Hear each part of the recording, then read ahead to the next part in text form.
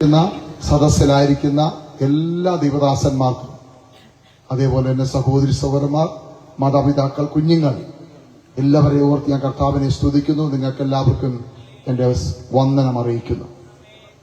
ഈ ദേശത്ത് ഞങ്ങളുടെ ശബ്ദം കേട്ടുകൊണ്ടിരിക്കുന്ന ഈ ദേശത്തെ നല്ലവരായ നാട്ടുകാർ, നിങ്ങളായിരിക്കുന്ന സ്ഥാനത്ത് ഞങ്ങളെ ശ്രദ്ധിക്കുന്നു. നിങ്ങൾക്കറിയാം, ഈ മീറ്റിംഗ് നിങ്ങൾക്ക് അനുഗ്രഹമായി തീരട്ടെ.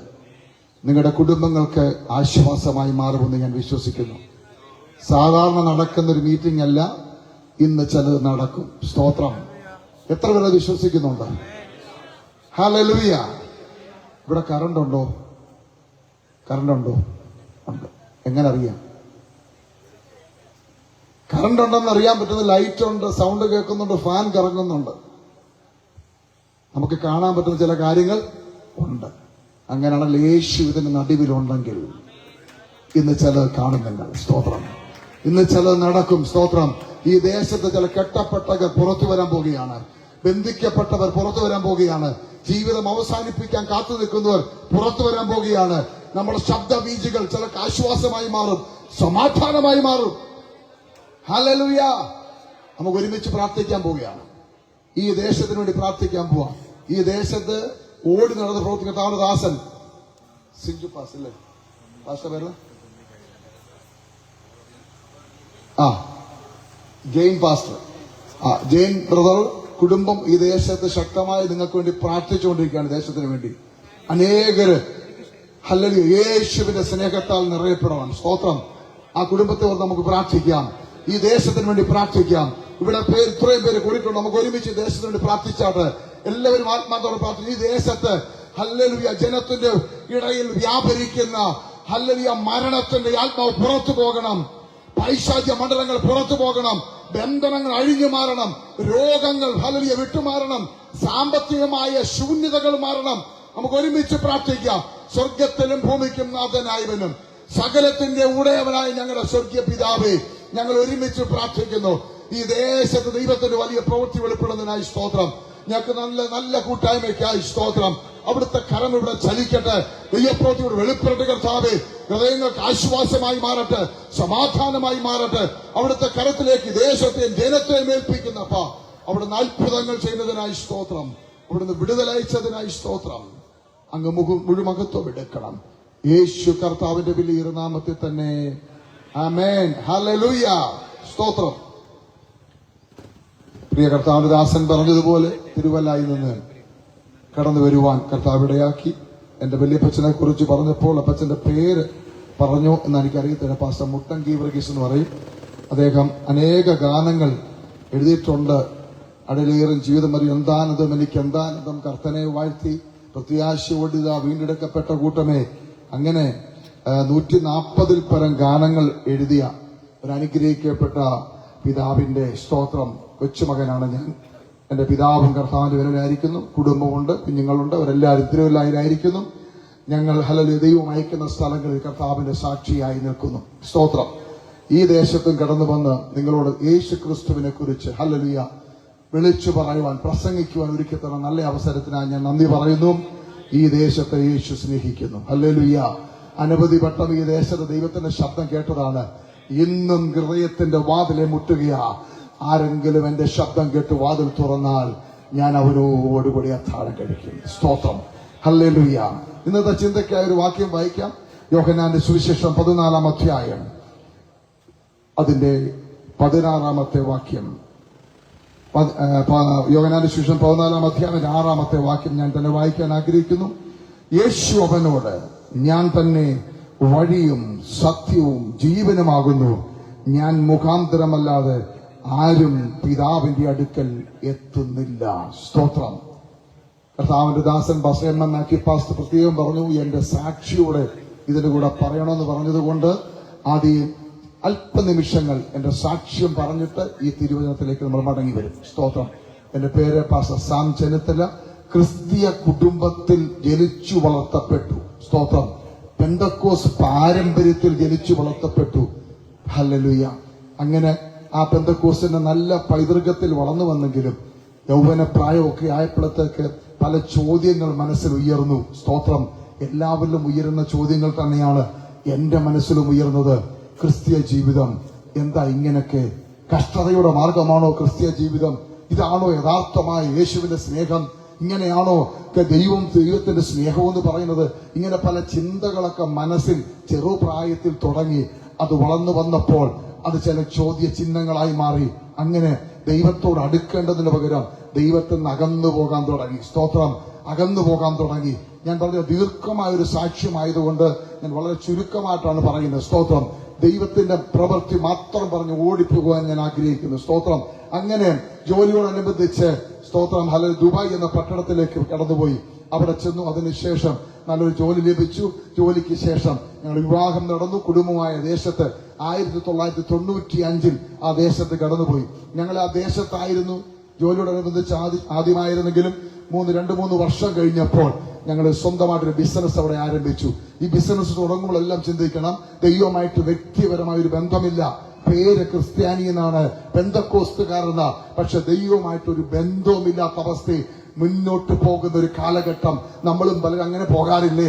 അപ്പന്റെ കെയർ-ഓഫിൽ, വല്യപ്പന്റെ കെയർ-ഓഫിൽ ഓടുകയല്ലേ? ദൈവമായിട്ട് വ്യക്തിപരമായ ബന്ധമുണ്ടോ? എന്നെ കേൾക്കുന്ന യൗവനക്കാരായ പിള്ളേരോട് ഞാൻ ചോദിക്കുകയാണ്, ദൈവമായിട്ട് വ്യക്തിപരമായ ബന്ധമുണ്ടോ? ദൈവത്തോട് നിങ്ങൾ സംസാരിക്കാറുണ്ടോ? പ്രാർത്ഥിക്കാറുണ്ടോ? ഹല്ലേലൂയ. ഈ ദിവസങ്ങളിൽ ദൈവമായിട്ട് വ്യക്തിപരമായ ബന്ധം ആവശ്യമാണ്. എങ്കിൽ മാത്രമേ ഈ ദുഷ്ട ലോകത്തിൽ ജീവിക്കാൻ കഴിയുകയുള്ളൂ. ഈ കാലഘട്ടത്തിൽ തലമുറകൾ വഴിതെറ്റിപ്പോയിക്കൊണ്ടിരിക്കുകയാണ്. തലമുറകൾ ഡ്രഗ്സിന് അഡിക്റ്റ് ആയിക്കൊണ്ടിരിക്കുന്നു. തലമുറകളെ പൈശാചികമണ്ഡലങ്ങൾ ബന്ധിച്ചുകൊണ്ടിരിക്കുന്നു. ഞങ്ങൾ യങ്സ്റ്റേഴ്സിനിടെ പ്രവർത്തിക്കുന്ന ആൾക്കാർ, യൗവനക്കാരുടെ ആത്മഹത്യക്കെതിരെയും ഡ്രഗ്സിനെതിരെയും പ്രവർത്തിക്കുന്ന ആൾക്കാരാ. അതുകൊണ്ട് പറയുകയാണ്, 15 വയസ്സ് മുതൽ 25 വയസ്സുള്ള യുവതലമുറകൾ നമുക്ക് നഷ്ടപ്പെട്ടുകൊണ്ടിരിക്കുകയാണ്.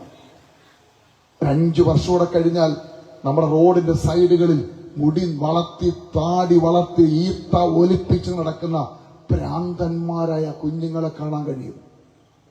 വളരെ വിഷമത്തോട് പറയട്ടെ, നമ്മുടെ തലമുറ കൈവിട്ടുകൊണ്ട് പോയിക്കൊണ്ടിരിക്കുകയാണ്. ഈ ദിവസങ്ങളിൽ പ്രാർത്ഥിക്കുക, തലമുറകൾക്ക് വേണ്ടി പ്രാർത്ഥിക്കുക. അവർ യേശുവിന്റെ സ്നേഹത്താൽ പിടിക്കപ്പെടട്ടെ, പരിശുദ്ധാത്മാവിന്റെ കൺട്രോളിലേക്ക് വരട്ടെ. തലമുറകൾക്ക് വേണ്ടി പ്രാർത്ഥിക്കുക. അങ്ങനെ ഒരു തലമുറയായിരുന്നു ഞാൻ. ദൈവത്തിൽ നിന്ന് അകന്നുപോയി, അകൽച്ച വളരെ കൂടിപ്പോയി. ദൈവമില്ല, ദൈവത്തിന് ശക്തിയില്ല, പരിശുദ്ധാത്മാവിന്റെ ശക്തിയില്ല എന്നുള്ള ചിന്തയിലേക്ക് വന്നു. പൈസയാണ്, ക്യാഷാണ് സകലത്തെയും നിയന്ത്രിക്കുന്നത്. പൈസ ഉണ്ടെങ്കിൽ ഒരു മനുഷ്യനെയും വേണ്ട ആവശ്യമില്ല, ഒരു മനുഷ്യന് മുന്നിൽ മുട്ടുമടക്കേണ്ട ആവശ്യമില്ല എന്നുള്ള ചിന്ത ജീവിതത്തിലേക്ക് കടന്ന് അങ്ങനെ ദുബായ് പട്ടണത്തിൽ ബിസിനസ് ആരംഭിച്ചു. ആ ബിസിനസ് വളരാൻ തുടങ്ങി. ദൈവത്തെ സേവിക്കാതെ, ദൈവത്തിന് മുന്നിൽ മുട്ടുമടക്കാതെ, ബൈബിള് വായിക്കാതെ, പ്രാർത്ഥിക്കാതെ നടന്ന് ഞാൻ ബിസിനസ് വളരാൻ തുടങ്ങി. നോക്കിക്കേ, ബിസിനസ് വളരുന്നതിന് ദൈവമായിട്ട് ബന്ധമൊന്നും വേണ്ട. പക്ഷെ ഒരു കാര്യം ഓർത്തോണം, അത് പടുകുഴിയിലേക്ക് പോകും. 12 വർഷം ദൈവമായിട്ട് ബന്ധമില്ലാത്ത അവസ്ഥയിൽ മുന്നോട്ട് പോയി. 2008 ദൈവത്തിന്റെ പിടി എന്റെ മേൽ വീഴുകയാണ്. പ്രിയ സുഹൃത്തുക്കളെ, ഞാൻ നിങ്ങളോട് വിളിച്ചൊരു കാര്യം ഞാൻ പറയാം. നിങ്ങളെക്കുറിച്ച് ദൈവത്തിന്റെ പദ്ധതി ഉണ്ടെങ്കിൽ എവിടെ പോയി ഒളിച്ചാലും ദൈവം നിങ്ങളെ പുറത്തു കൊണ്ടുവരും. നിങ്ങൾ പറയുന്നത് എനിക്ക് കഴിവില്ല, എനിക്ക് പ്രാപ്തിയില്ല, എന്നെ കൊണ്ട് ഒരു ഉപയോഗമില്ല, എന്നെ വേണ്ട ആർക്കും, എന്റെ മാതാപിതാക്കൾക്ക് വേണ്ട, സഹോദരങ്ങൾക്ക് വേണ്ട, ഞാൻ എല്ലാവരും തള്ളപ്പെട്ടിരിക്കുന്നു, ഞാൻ നിരാശനാണ്, ഈ ജീവിതം ഒരു പാഴ്ജന്മമാ എന്ന് നിങ്ങൾ പറയുന്നെങ്കിൽ ഞാൻ ദൈവാത്മാവിനെ നിങ്ങളോട് വിളിച്ചു പറയുന്നു, നിങ്ങളെ യേശുവിന് ആവശ്യമുണ്ട്. ഇവിടെ നിൽക്കുന്ന ചിലരോട് ദൈവാത്മാവ് വ്യക്തമായി പറയുക, നിങ്ങളെ യേശുവിന് ആവശ്യമുണ്ട്. സുഹൃത്തെ, നിങ്ങൾ യേശുവിന് വേണ്ടപ്പെട്ടയാളാ.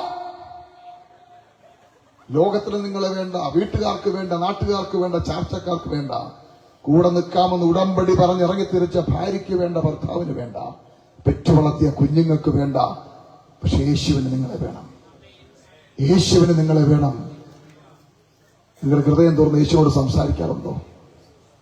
അതോ പ്രാർത്ഥന എന്ന പ്രോഗ്രാം നടത്തി പോവുകയാണോ? എത്ര പേര് ആത്മാർത്ഥമായി യേശുവിനോട് ഹൃദയം തുറന്ന് സംസാരിക്കാറുണ്ട്? ഒരു പ്രാസവും വേണ്ട, സാഹിത്യ ഭാഷ ഒന്നും വേണ്ട, മുട്ടുമടക്കി കണ്ണീരൊലിപ്പിച്ചുകൊണ്ട് യേശു അപ്പ എനിക്കാരുമില്ല, എന്നെ രക്ഷിക്കണമേ എന്ന് നിലവിളിച്ചാൽ ആ നിലവിളിക്ക് മുന്നിൽ കർത്താവ് ഒരു സ്റ്റെപ്പ് മുന്നോട്ട് വെക്കത്തില്ല. അതാ ചരിത്രം. അങ്ങനെ ദൈവത്തിൽ നിന്ന് അകന്നുപോയി എന്നെ കർത്താവ് 2008 പിടിച്ചു. സ്തോത്രം. കുരുക്കിട്ട് പിടിച്ചു, കൊളുത്തിട്ട് പിടിച്ചു. ദൈവത്തിന്റെ കുരുക്ക്, ദൈവത്തിന്റെ കൊളുത്തെന്ന് പറഞ്ഞാൽ അത് ലോകത്തിൽ ഒരു മനുഷ്യനും അഴിക്കാൻ പറ്റത്തില്ല. അത് ഓർത്തോണം. ആരെങ്കിലും കിടന്ന് കറങ്ങുന്നുണ്ട്, ഓർത്തോണം. ഒത്തിരി പാസ്റ്റർമാര് പ്രാർത്ഥിച്ചു, ഒത്തിരി ഉപദേശിമാര് വീട്ടിൽ കയറി വന്ന് പ്രാർത്ഥിച്ചു, എന്നിട്ടും വിടുതലില്ല. ഓർത്തോണം, ദൈവത്തിന്റെ കുരുക്കത്തിന്റെ ജീവിതത്തിൽ വീണിട്ടുണ്ടെങ്കിൽ ദൈവത്തിന് മാത്രമേ അഴിക്കാൻ പറ്റത്തുള്ളൂ. അതിനെന്താ പ്രതിവിധി? ഒറ്റ പ്രതിവിധിയേ ഉള്ളൂ. 5 പൈസ മുടക്കണ്ട, ഒരു നേർച്ച ഇടണ്ട. ദൈവത്തിന് നിലപാട് കൊണ്ട് പറയണം, യേശുവേ ഞാൻ പാപിയാ, യേശുവേ ഞാൻ പാപിയാ, എന്നെ രക്ഷിക്കണമെന്ന് വിളിച്ചു പറ. നിന്റെ കുരുക്കഴിയും, നിന്റെ ബാധ വിട്ടുമാറും, നിന്റെ കുടുംബ ശാപങ്ങൾ മാറും. സ്തോത്രം. അങ്ങനെ ദൈവത്തിന്റെ പിടി വീണു. ആ പിടി ഇച്ചിരി കഠിനമായിരുന്നു. നല്ല രീതി ഓടിക്കൊണ്ടിരുന്ന കമ്പനി അധികം അടിച്ച് തകർത്ത് ലക്ഷക്കണക്കിന് ദിറംസിന്റെ കടബാധ്യതയായി അവിടുത്തെ ജയിലിൽ അടച്ചു. സ്തോത്രം. കൂടെ നിൽക്കാമെന്ന് പറഞ്ഞവരൊക്കെ ഓടി മാറി, കൂടെ കാണാമെന്ന് പറഞ്ഞവരൊക്കെ കണ്ടിട്ട് ചിരിക്കാതെ ഓടിപ്പോയി. ആ ജയിലിനകത്തും, അത് ഭൂമിക്കടിയില്, ഇരുണ്ടറഞ്ഞ ഭൂമിക്കടിയിലെ ജയിലിനകത്ത് ആരുമില്ല. ലെബനോനിയും പലസ്തീനിയും പാകിസ്ഥാനികളും കിടക്കുന്ന ആ ജയിലിനകത്ത് ഒരൊറ്റ മനുഷ്യൻ അറിയാവുന്നവനില്ല. പ്രിയ സുഹൃത്തുക്കളെ, കൂടെ കാണുമെന്ന് പറഞ്ഞവരൊന്നും ആരുമില്ലായിരുന്നു. പക്ഷെ ആ ജയിലിന്റെ ഇരുണ്ടറയ്ക്കകത്ത് ഞാൻ കിടക്കുമ്പോൾ എന്റെ ചങ്ക് പൊട്ടി ഞാൻ നിലവിളിച്ചു. നിലവിളിച്ചാൽ യേശു ഇറങ്ങി വരും, കരഞ്ഞാൽ യേശു ഇറങ്ങി വരും.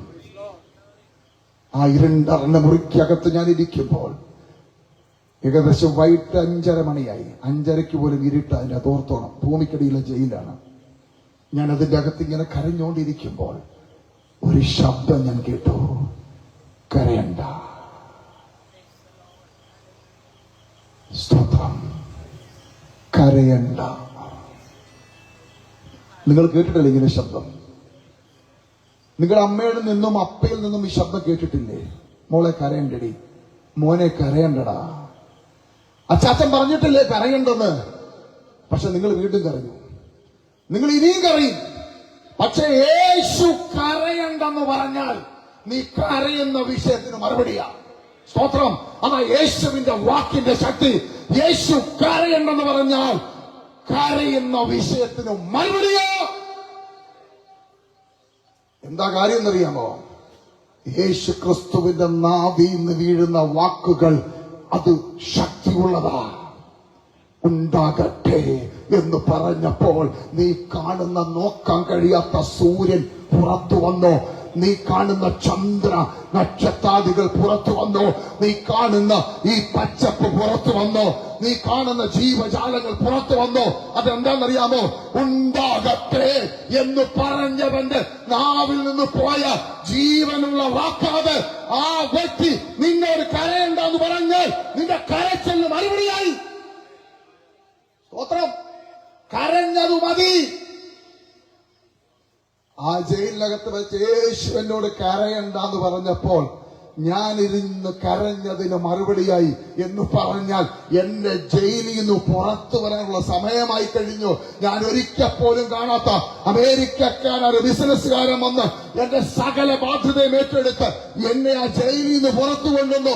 ബാധ്യത മുഴുവൻ ഏറ്റെടുത്തു. ബ്ലാക്ക് ലിസ്റ്റ്, കരിമ്പട്ടികയിലായിരുന്നു ഞങ്ങൾ ആ ദേശത്ത് 2.5 വർഷം.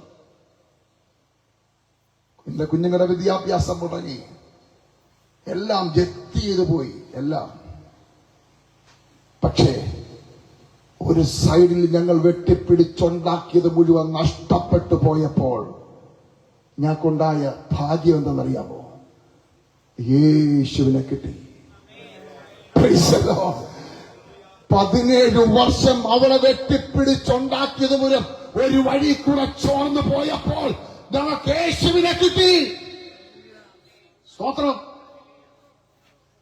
ഹല്ലേലൂയ. അങ്ങനെ ആ വലിയ പ്രശ്നത്തിൽ നിന്ന്, ആ ജയിലിൽ നിന്ന് കർത്താവ് ഞങ്ങളെ പുറത്തു കൊണ്ടുവന്നു. അതിനുശേഷം കർത്താവിനോട് പറഞ്ഞു, ഇതല്ല നിന്റെ പരിപാടി. 1000കണക്കിന് ആൾക്കാർ മരിച്ചുകൊണ്ടിരിക്കുക.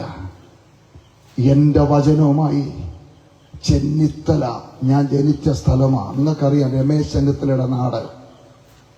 ഞങ്ങളൊക്കെ അയൽവക്കക്കാരാ. ആ നാട്ടിലാണ് ഞാൻ ജനിച്ചു വീണത്. ആ ദേശത്തെത്തണം. അവിടെ വെച്ച് ഞാൻ നിന്നോട് സംസാരിക്കും. പ്രിയ ദൈവമക്കളെ, ആ വാക്കനുസരിക്കാൻ ഇച്ചിരി പാടായിരുന്നു, മറ്റൊന്നുമല്ല. ആ ദേശത്ത് നല്ല സുഭിക്ഷതയോട് കഴിഞ്ഞ ഒരാൾ പെട്ടെന്ന് കുഞ്ഞുങ്ങളൊക്കെ അവിടെ ജനിച്ചു, കുഞ്ഞുങ്ങളെയൊക്കെ TC ഒക്കെ മേടിച്ച് നാട്ടിൽ വന്ന് സെറ്റിലാകുമെന്ന് പറഞ്ഞാൽ ചിന്തിക്കാൻ പോലും പറ്റുന്ന കാര്യമല്ല. പക്ഷേ പല പ്രാവശ്യം ദൈവത്തോട് മടി കാണിച്ചു, നോ പറഞ്ഞു. ദൈവം പറഞ്ഞതാ, മാറ്റമില്ല. 2016 ജനുവരി മാസം ദൈവം വീണ്ടും എന്നോട് പറഞ്ഞു, ഈ ദേശം വിട്ടു പോകണം എന്ന് പറഞ്ഞാൽ ദുബായ് പട്ടണം വിട്ടു പോകണം, 1000കണക്കിന് ആൾക്കാരെ പുറത്തു കൊണ്ടുവരണം. മടിച്ചു നിന്നപ്പോൾ ദൈവം കാലിൽ നിന്ന് തൊട്ടു. സ്തോത്രം. ദൈവത്തെ അനുസരിക്കാതെ ദൈവത്തോട് മത്സരിക്കുന്നതിന് കാലെ തൊടുന്ന പരിപാടി ദൈവത്തിനുണ്ട്. സ്തോത്രം. ഒരു കുഴപ്പവുമില്ലാതെ നടന്നുപോയിക്കൊണ്ടിരുന്ന ഞാൻ പെട്ടെന്ന് ഇയർ ബാലൻസ് നഷ്ടപ്പെട്ട് ദുബായിയുടെ സ്ട്രീറ്റിൽ വീണു. അവിടെ വീണ് കിടന്ന ഞാൻ പെട്ടെന്ന് നോക്കിയപ്പോൾ എന്റെ വലത് കാല് രണ്ടായിട്ട് ഒടിഞ്ഞ് തിരിഞ്ഞുപോയി. എന്ന് പറഞ്ഞാൽ ഇയർ ബാലൻസ് നഷ്ടപ്പെടുമെന്ന് നിങ്ങൾ അനുഭവിച്ചു. നിങ്ങൾക്കറിയാം, നിങ്ങളുടെ നിൽക്കുന്ന ഭൂമി 1000 കിലോമീറ്റർ സ്പീഡിൽ കറങ്ങും. അപ്പോൾ ഒരു മനുഷ്യൻ നിൽക്കാൻ പറ്റുമോ? നിൽക്കാൻ പറ്റത്തില്ല. കറങ്ങി ആ കറക്കത്തിനകത്ത് എന്റെ കാല് ട്വിസ്റ്റായിട്ട് പൊട്ടിപ്പോയി, രണ്ടായിട്ട് ഒടിഞ്ഞ് തിരിഞ്ഞുപോയി. സ്തോത്രം.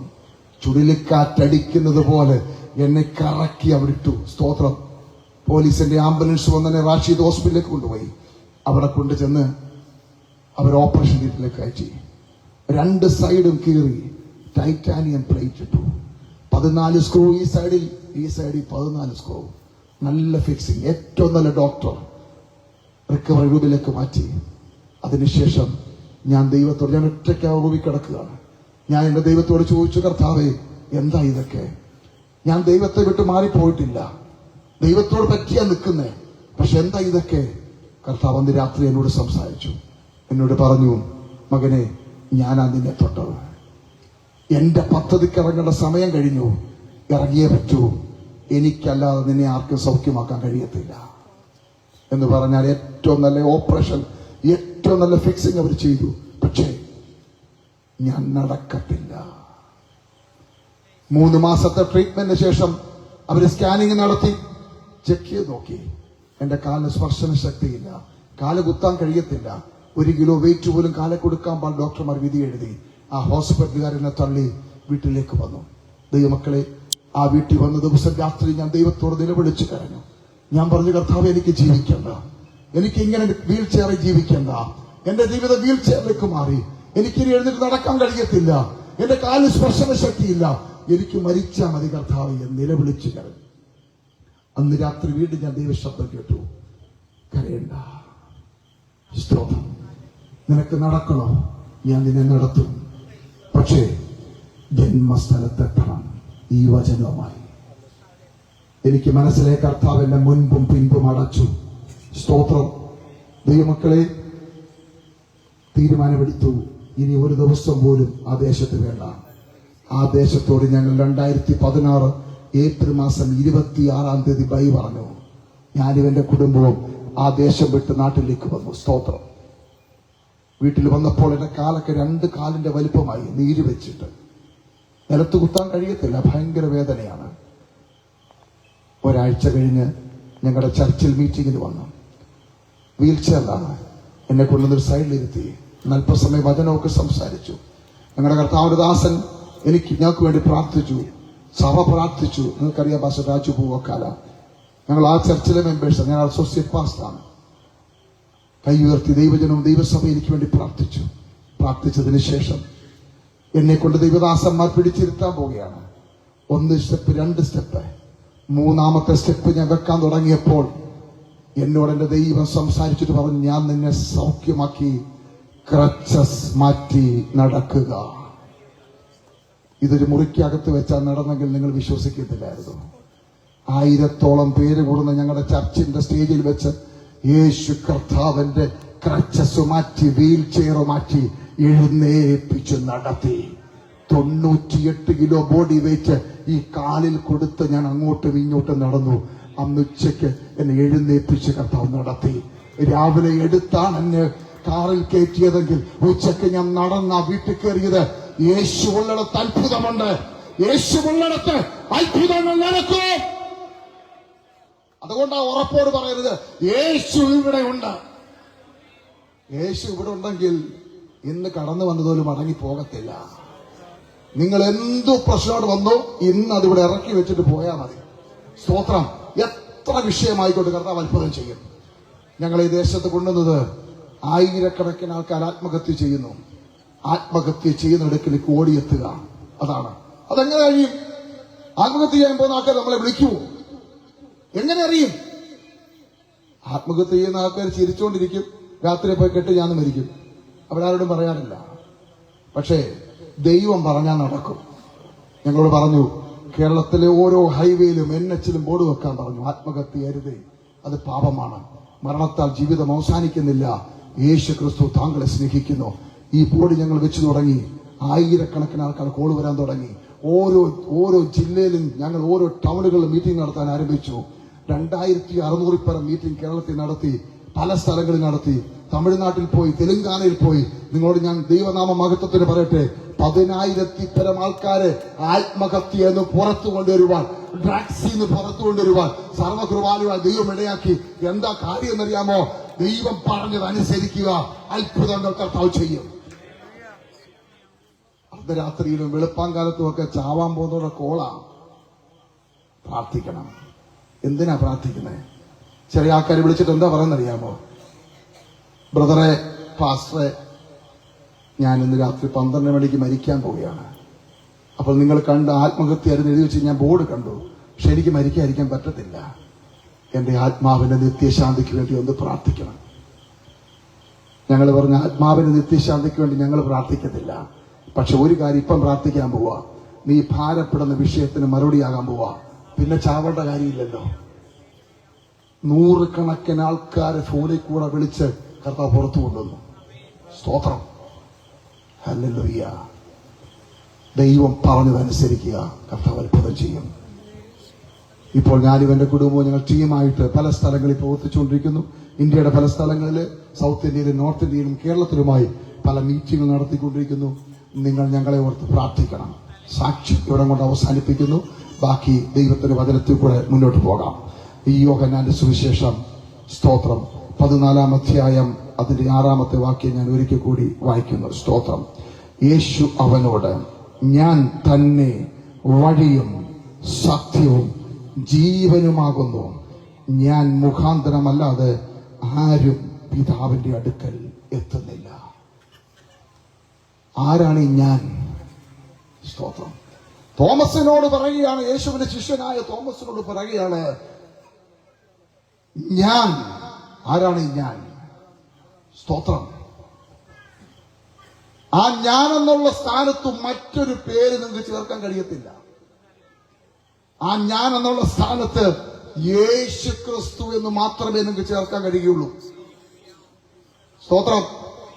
യേശു പറയുന്നു, ഞാൻ മറ്റുള്ളവരെ പോലൊരു വഴി എന്നല്ല പറഞ്ഞത്, ഞാൻ തന്നെ വഴി.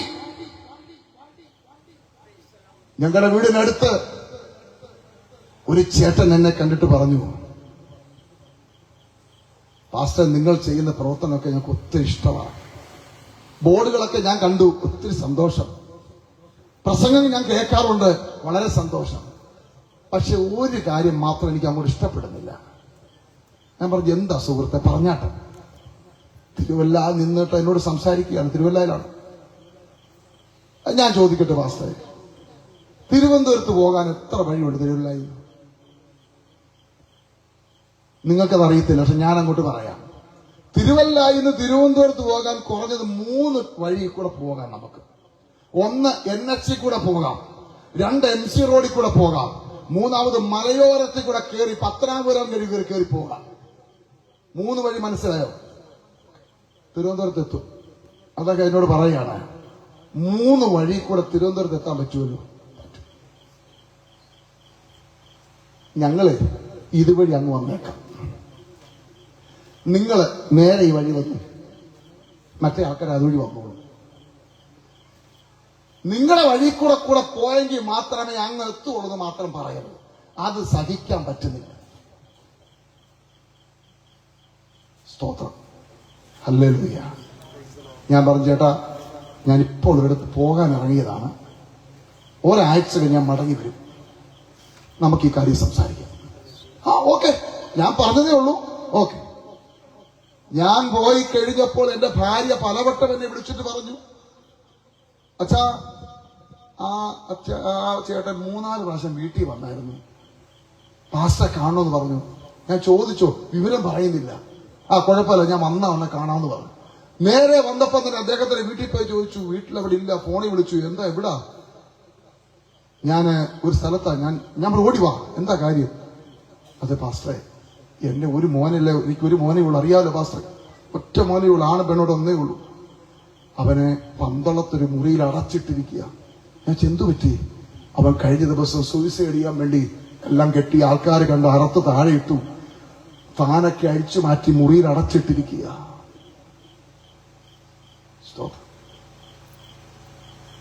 അതിനിപ്പോ ഞാൻ എന്ത് വേണം?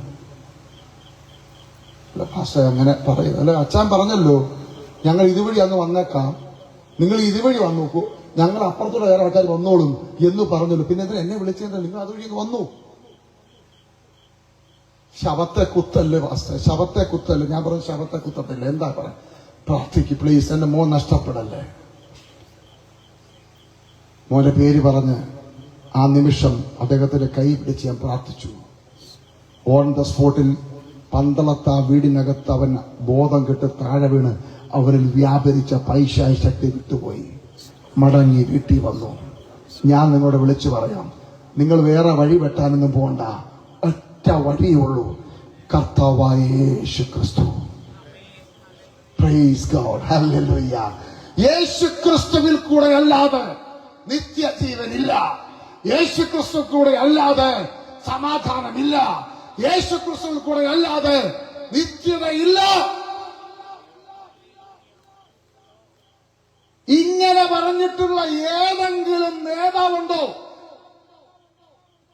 പലരും പറഞ്ഞിട്ടുണ്ട്. എന്താ അറിയാമോ? നിങ്ങൾ അതുവഴി ഒന്ന് പോയി നോക്ക്, ഇതുവഴി ഒന്ന് പോയി നോക്ക്, ഇന്ന വ്യക്തിയെ ഒന്ന് കണ്ടു നോക്ക് എന്ന് പലരും പറഞ്ഞ് അങ്ങോട്ടും ഇങ്ങോട്ടും വിരൽ ചൂണ്ടി പറഞ്ഞിട്ടുണ്ട്.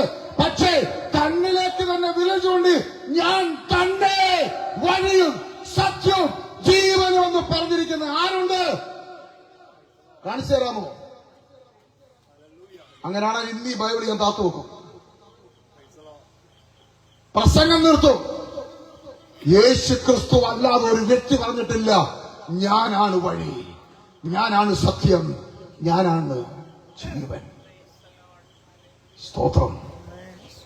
ഹല്ലേലൂയ. ഈ വാക്യത്തിലെ 3 കാര്യങ്ങൾ തേടിയ മനുഷ്യർ നെട്ടോട്ടം ഓടിക്കൊണ്ടിരിക്കുന്നത്. യേശു ആരാന്നൊരു വാക്ക് ഞാൻ അറിയാൻ വയ്യാത്തവരോട് പറയാം. യേശു ക്രിസ്തു നിങ്ങൾ ചിന്തിക്കുന്നത് പോലെ 2000 വർഷം മുമ്പേ ഉണ്ടായ ദൈവമല്ല. അത് മനുഷ്യന്റെ തെറ്റിദ്ധാരണയാണ്. 2000 വർഷം മുമ്പേ ഉണ്ടായ ദൈവമല്ല യേശു ക്രിസ്തു. ചില ആൾക്കാർ പറയുന്നു, കരയുന്നു, ചിരിക്കുന്നു, വിശക്കുന്നു. ദൈവത്തിന് വിശക്കുമോ? ദൈവത്തിന് കരച്ചില് വരുമോ? ദൈവം ഇതാണോ ദൈവം? 2000 വർഷം മുമ്പുണ്ടായതല്ല ദൈവം. ദൈവം അനാദിയാണ്. ദൈവത്തിന് ആദ്യമില്ല, അവസാനവുമില്ല. എന്നാ പിന്നെ 6000 വർഷം മുമ്പേ ഉണ്ടാകും. 6000 വർഷം മുമ്പേ ഉണ്ടായതല്ല. ദൈവത്തിന് കാലം നിശ്ചയിക്കാൻ നമുക്ക് കഴിയത്തില്ല. ദൈവം അനാദിയാണ്. അപ്പോഴാരാ യേശു ക്രിസ്തു? അപ്പോഴാരാണ് യേശു ക്രിസ്തു? ബൈബിളിനകത്ത് പറയുന്നത് 2000 വർഷം മുമ്പ് യേശു ലോകത്തിലേക്ക് വന്നു എന്നൊക്കെ. സ്തോത്രം. ഹല്ലേലൂയ. ഏദൻ പൂങ്കാവനത്തിൽ ദൈവത്തിന്റെ മനസ്സിലുണ്ടായ ചില സ്വപ്നങ്ങൾ മെനയപ്പെട്ടു. സ്തോത്രം. ആദമവ ദമ്പതിമാരെ അവിടെ പാർപ്പിച്ചു, സകലത്തെ വാഴുവാൻ അധികാരം കൊടുത്തു. പക്ഷേ അവർ തോറ്റുപോയി. പാപം അവരെ വാഴാൻ തുടങ്ങി. പാപത്തിൽ വീണ് പാപം വാണ് പാപത്തിന് അടിമപ്പെട്ട് മരണത്തിന് അടിമപ്പെട്ടവരായി മാറി. അവർ തലമുറയായി അത് കൈമാറി വന്നു. അവരെ പുറകോട്ട് കൊണ്ടുവരുവാൻ ഒത്തിരി കാര്യങ്ങൾ ദൈവം നോക്കി. സ്തോത്രം. പ്രവാചകന്മാരെ അയച്ചു, ന്യായപ്രമാണം അയച്ചു, എന്നിട്ടും അവർ മടങ്ങി വന്നില്ല. ന്യായവിധികൾ അയച്ചു, എന്നിട്ടും മടങ്ങി വന്നില്ല.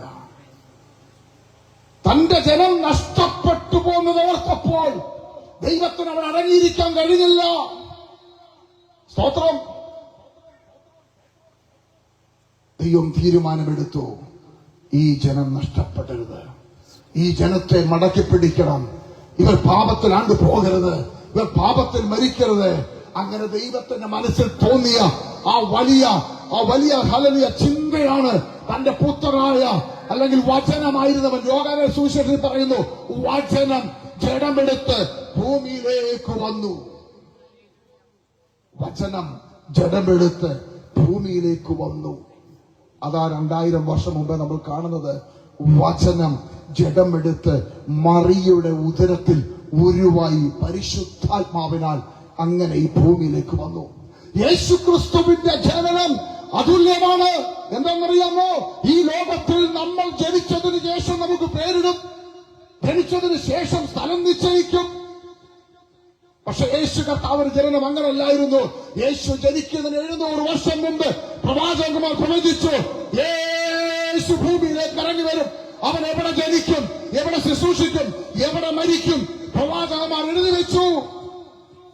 ഇങ്ങനെ ആരെങ്കിലും ഉണ്ടോ? അപ്പോൾ യേശുവിന്റെ ജനനം തന്നെ ഒരു ദൈവത്തിന്റെ സ്പർശനം വ്യാപരിക്കുകയായിരുന്നു. ഈ ലോകത്തിലേക്ക് യേശു ഇറങ്ങി വന്നു. 30 വർഷം വീട്ടിൽ. സ്തോത്രം. യേശുവിന്റെ ജനനം മുതൽ അല്ല, അതിന് മുമ്പേ തുടങ്ങിയ ചോദ്യം. പിശാചിന്റെ തലയെ തകർക്കാൻ ഒരു മനുഷ്യൻ വരുമെന്ന് ദൈവം വിളിച്ചു പറഞ്ഞ സമയം മുതൽ പൈശാചിക മണ്ഡലത്തിന് ഉറക്കമില്ല. അവൻ വിചാരിച്ചു അബ്രഹാം ആയിരിക്കും, മോശയായിരിക്കും, യോശുവായിരിക്കും, നോഹയായിരിക്കും.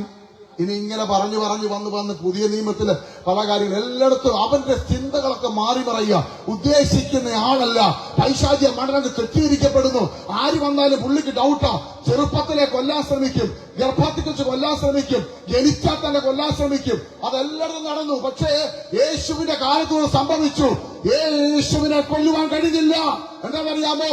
ദൈവിക ദൗത്യത്തിനു വേണ്ടി ഭൂമിയിലേക്ക് വന്ന സർവശക്തനായ ദൈവം മനുഷ്യവേഷമെടുത്ത് ഭൂമിയിലേക്ക് വന്നിരിക്കുകയാണ്.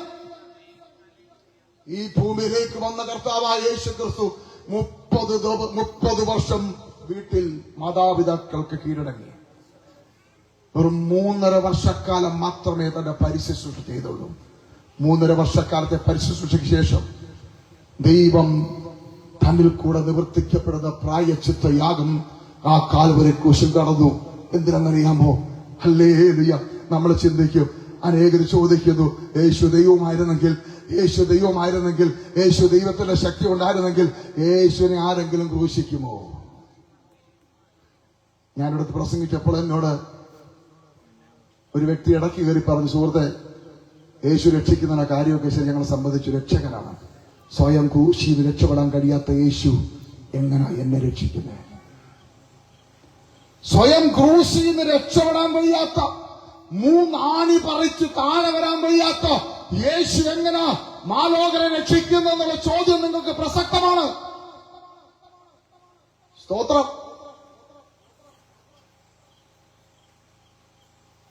അവിടെ നിന്ന് യഹൂദ പ്രമാണികളും പരീശന്മാരും ന്യായശാസ്ത്രിമാരും ഒക്കെ ആക്രോശിച്ചു, നീ ദൈവത്തിന്റെ പുത്രനാണെങ്കിൽ ഭൂമിയിൽ ഇറങ്ങി വാ, ക്രൂശിൽ നിന്ന് ഇറങ്ങി വാ. യേശു ഇറങ്ങി വന്നില്ല. Praise God. യേശുവിന് ആളിനെ കൂട്ടാൻ ആഗ്രഹമായിരുന്നെങ്കിൽ അവിടുന്ന് ഇറങ്ങി വന്നാൽ മതിയായിരുന്നു. ഇന്നുണ്ടായിരുന്നതിനേക്കാളും 1000 ഇരട്ടി ആൾക്കാർ യേശുവിന് പിൻഗാമികളുണ്ടായേനെ. യേശു ഇറങ്ങി വന്നില്ല. അവിടെ നടക്കരുത് പ്രായശ്ചിത്ത യാഗം. അതവിടെ നടന്നില്ലായിരുന്നെങ്കിൽ നമുക്കിവിടെ ഇരിക്കാൻ കഴിയത്തില്ലായിരുന്നു. കോടിക്കണക്കിന് ആൾക്കാർക്ക് യേശുവിന്റെ ആ സ്നേഹം അനുഭവിക്കാൻ കഴിയത്തില്ലായിരുന്നു, പാപക്ഷമ അനുഭവിക്കാൻ കഴിയത്തില്ലായിരുന്നു. യേശു ക്രിസ്തു ഭൂമിയിലേക്ക് ഇറങ്ങി വന്ന് ആ പ്രായശ്ചിത്ത യാഗം നടന്നതുകൊണ്ട് സുഹൃത്തെ, എന്റെയും താങ്കളുടെയും പാപത്തിന് പരിഹാരമായി യേശു ക്രിസ്തു ആ കാൽവരി ക്രൂശിൽ യാഗമായി തീർന്നു. പാപം ചുമന്നുകൊണ്ടുള്ള ഓട്ടമാ മനുഷ്യൻ. എവിടെല്ലാം പോയി?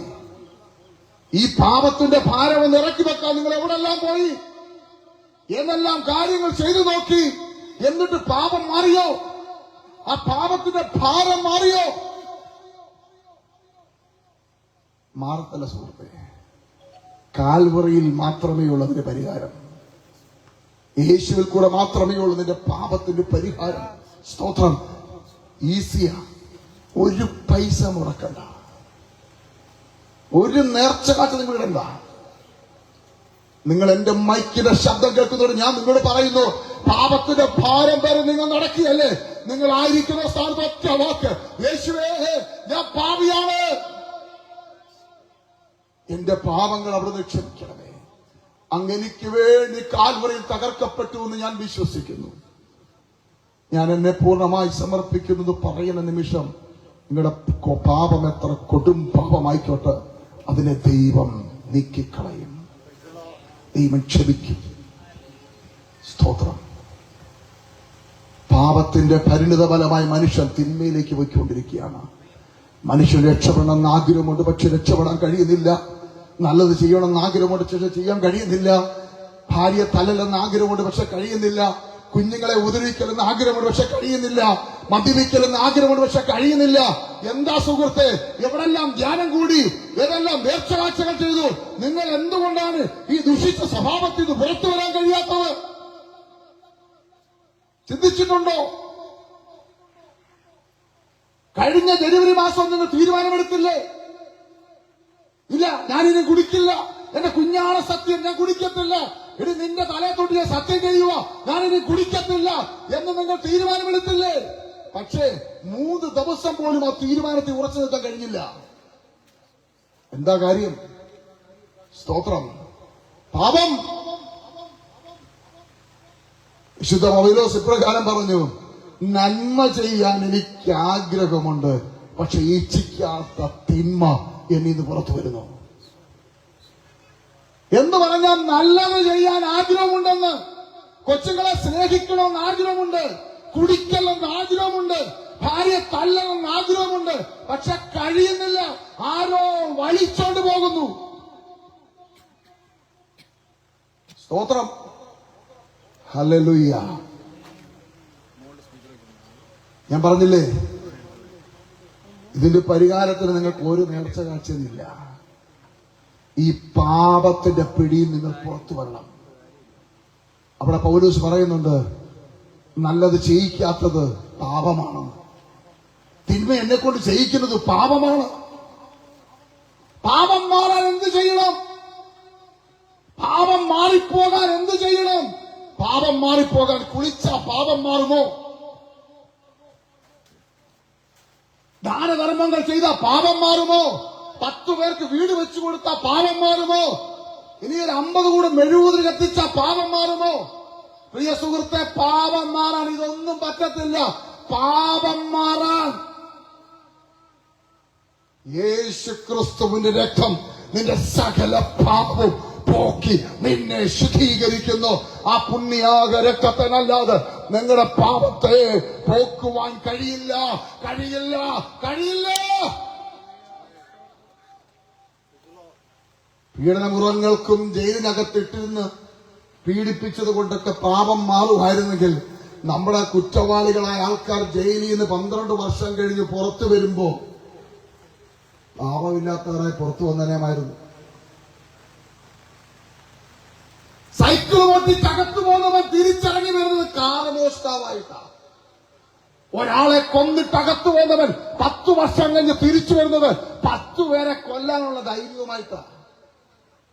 അപ്പൊ പോലീസുകാരുടെ പീഡനമുറ കൊണ്ടോ ജയിലിനകത്ത് അടച്ചു പൂട്ടിയിട്ടത് കൊണ്ടൊന്നും പാപം മാറത്തില്ല. Praise God. എന്നാൽ പാപം മാറിയൊരു ചരിത്രം ഞാൻ പറയാം, നിങ്ങൾക്ക് എല്ലാവർക്കും അറിയാം. ജയിലിനകത്ത് പോയി ആരെന്നറിയാമോ?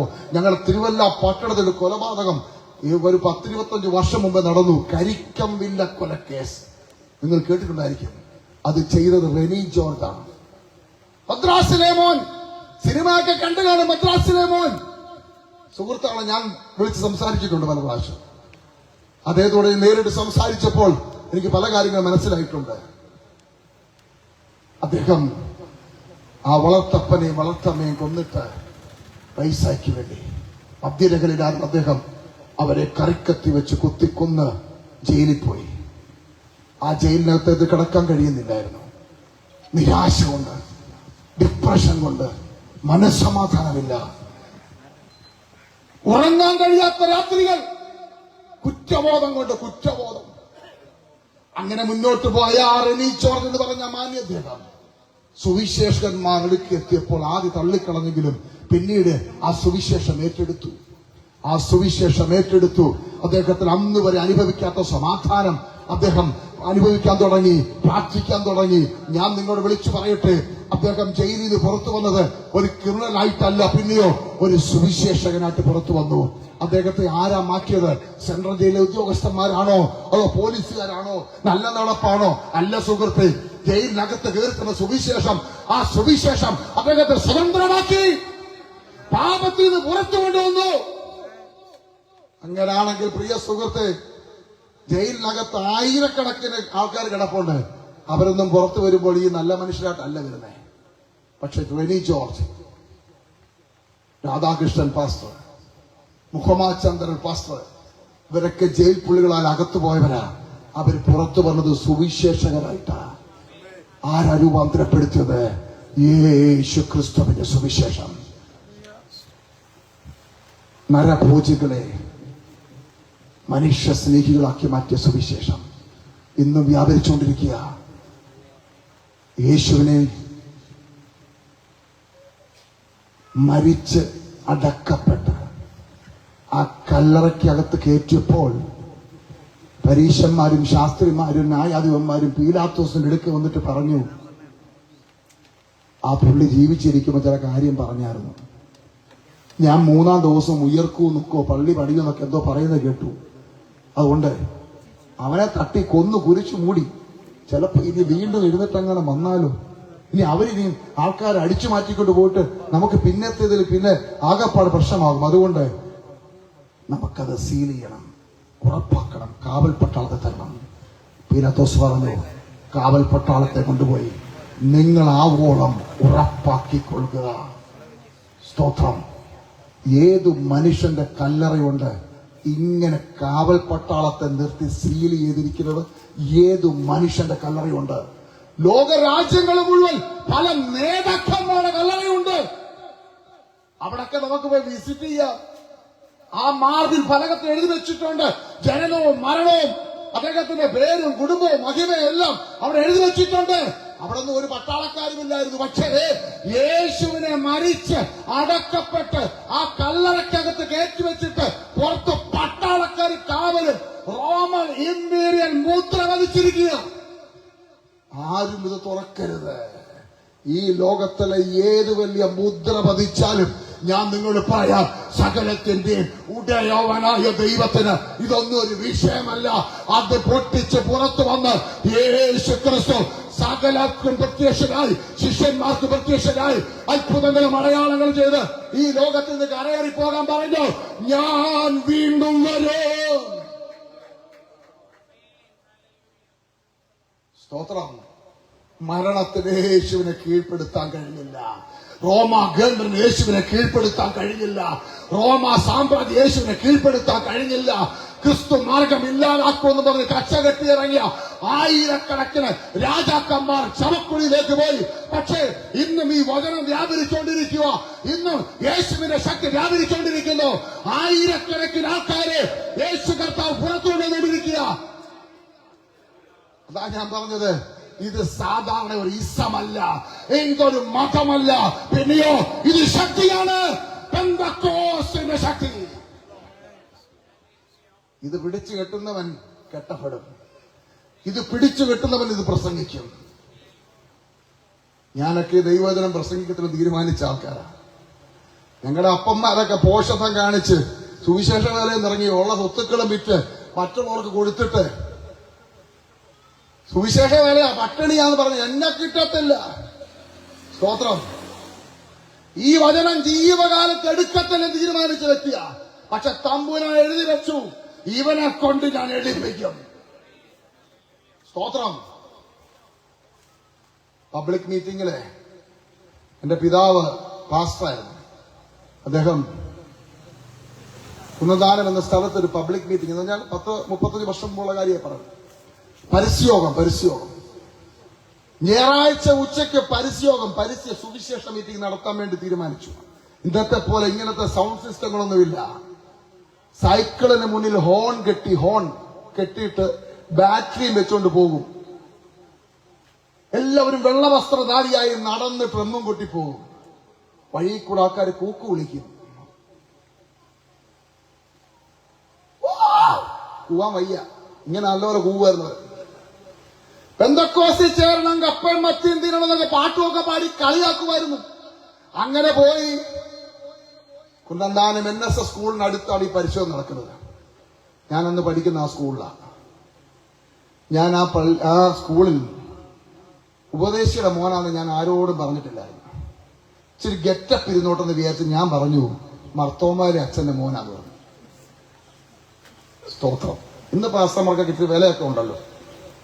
അന്ന് ഉപദേശി എന്ന് പറഞ്ഞ് കളിയാക്കുമായിരുന്നു. അതുകൊണ്ട് മർത്തോമയിലെ അച്ഛന്റെ മോനാണെന്നാണ് ഞാൻ പറഞ്ഞിരുന്നത്.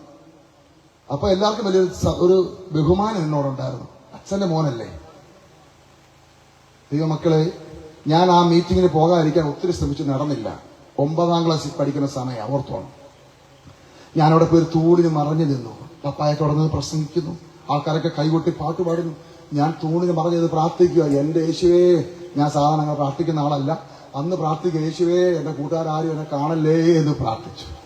പക്ഷെ എന്തോ ആണെങ്കിലും ആ പ്രാർത്ഥന ദൈവം കേട്ടില്ല. 3 പേര് കൂട്ടുകാർ എന്നെ ഞോണ്ടി വിളിച്ചു, എടാ സാമുവേലേ, നീ ഇവരുടെ കൂടാണോടാ? ഒന്നും മിണ്ടിയില്ല, വന്നില്ല. അവരങ്ങ് പോയി. തിങ്കളാഴ്ച രാവിലെ കമ്മ്യൂണിസ്റ്റ് കാർഡ് കൊണ്ട് മാല ഉണ്ടാക്കി എനിക്കിട്ടു. ചെണ്ട കൊട്ടി, പാട്ടയില്ല, പാട്ട കൊട്ടി പെന്തക്കോസ്തി ചേരേണ്ടാം, കപ്പയും മത്തിയും തിന്നണം എന്നുള്ള പാട്ടും പാടി എന്നെ ആനയിച്ചു സ്കൂളിലേക്ക്. ക്ലാസ്സിൽ കൊണ്ടുപോയി, നിങ്ങൾക്കറിയാം കമ്പൈൻ ക്ലാസ് അന്നത്തെ കാലത്ത്. അവിടെ കൊണ്ട് തന്നെ തൊലി ഉരിഞ്ഞു. ഓരോ പീരീഡ് ടീച്ചേഴ്സ് വരുമ്പോ പറയും, ടീച്ചറേ സാമുവേല് അച്ഛന്റെ മോനല്ല, ഉപദേശിയുടെ മോനാ. 7 പീരീഡും ടീച്ചർമാരോട് പറഞ്ഞു. അന്ന് ഞാൻ എന്നെ തന്നെ ചിന്തിച്ചു, എന്റെ ദൈവമേ, ഞാനങ്ങ് ചത്തുപോയിരുന്നെങ്കിൽ എന്തിനാണ് എന്നെ ഇങ്ങനെ ജീവനോട് വെച്ചിരിക്കുന്നത്, ഇതിനേക്കാൾ മരിക്കുന്നതാണെന്നൊക്കെ ചിന്തിച്ചു. അതേപോലെ ലജ്ജിച്ചു പോയ ദിവസമാണ്. പക്ഷെ അന്ന് തമ്പുരാൻ ഒരു കാര്യം എഴുതി വെച്ചു. എന്നറിയാമോ? ഒരു പരസ്യോഗത്തിന് നീ പാത്തു നിന്നെങ്കിൽ ഞാൻ നിന്നെ കൊണ്ട് പരസ്യങ്ങളുടെ പരമ്പര പ്രസംഗിപ്പിക്കും. 2500-ൽ പരം പരസ്യങ്ങളിൽ പ്രസംഗിക്കുക എന്ന് പറയുന്ന ചെറിയ കാര്യമാണോ? കേരളത്തിന്റെ ഒരറ്റം മുതൽ മറ്റേ അറ്റം വരെ ഓരോ തെരിക്കോണിൽ നിന്ന് പ്രസംഗിക്കാൻ തുടങ്ങി. ഒരു ലജ്ജയില്ലാതെ യേശു ക്രിസ്തു സർവശക്തനായ ദൈവമാ, എന്നെ വെടിവെച്ച യേശുവിനെ എനിക്ക് പ്രസംഗിക്കുന്നതിന് മടിയില്ല. ഹല്ലേലൂയ. ഈ യേശു കർത്താവ് ജീവിക്കുന്ന ദൈവമാ. മരിച്ചടക്കപ്പെട്ട് നല്ല വലിയൊരു ഫോട്ടോയും വീടിനകത്ത് വെച്ച് അതിന്റെ മുന്നിൽ കൈ ഊപ്പുന്നവരല്ല നമ്മൾ.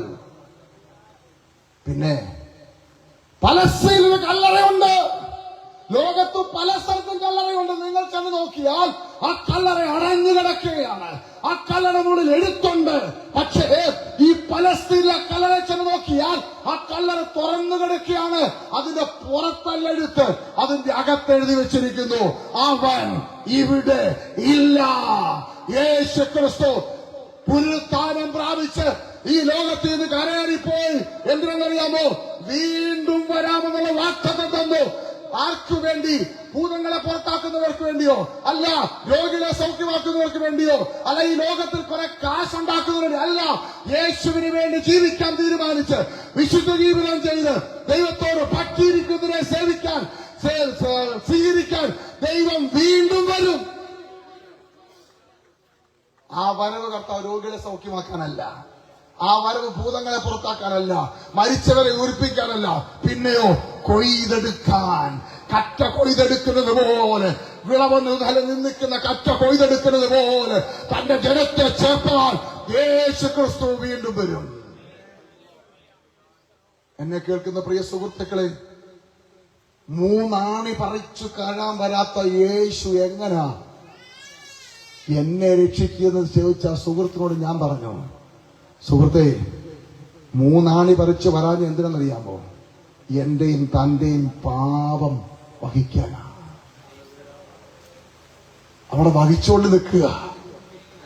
എന്റെയും തന്റെയും പാപം ഏറ്റെടുത്ത ആ ക്രൂശിൽ നിൽക്കുമ്പോൾ ഇറങ്ങി വരാൻ പറ്റത്തില്ല.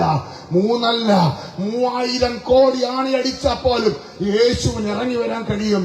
യേശു കടലിന്മേൽ നടക്കുന്നവനാ, അണ്ടകടാങ്ങളെ സൃഷ്ടിച്ചവനാ, സകലത്തിന്റെ ഉടയനാ. യേശു ക്രിസ്തുവിന് ഈ ലോകത്തിൽ എന്ത് ചെയ്യണമെങ്കിലും അധികാരമുണ്ട്. പീലാത്തോസോട് പറയുക, പീലാത്തോസ് പറഞ്ഞു, നിനക്ക് അറിയാമോ ഞാൻ ആരാന്ന്? നിന്നെ ക്രൂശിക്കാൻ അധികാരമുള്ളവനാ ഞാൻ. യേശു പറഞ്ഞ വാക്ക് കേട്ടോണം, മോളിൽ നിന്ന് അനുമതി ലഭിക്കാതെ നിനക്ക് എന്നെ ഒന്നും ചെയ്യാൻ പറ്റത്തില്ല. ഹല്ലേലൂയ. പ്രിയ ദൈവമക്കളെ, ഞാൻ നിങ്ങളോട് പറയുകയാണ്, ഈ യേശു ക്രിസ്തുവിൽ കൂടെ അല്ലാതെ നിത്യജീവനില്ല. 3 ചോദ്യങ്ങൾ ആ വാക്യത്തിലുള്ളത്. 3 ചോദ്യങ്ങൾ. യേശു പറഞ്ഞു, ഞാൻ തന്നെ വഴി. ഇന്ന് ലോകം തേടുന്ന 3 ക്വസ്റ്റ്യന് കർത്താവ് ആൻസർ ചെയ്തിരിക്കുകയാണ്. അവിടെ ലോകം തേടുന്ന 1-ാമത്തെ ക്വസ്റ്റ്യൻ എന്നറിയാമോ? മോക്ഷം പ്രാപിക്കാനുള്ള വഴി ഏതാണ്?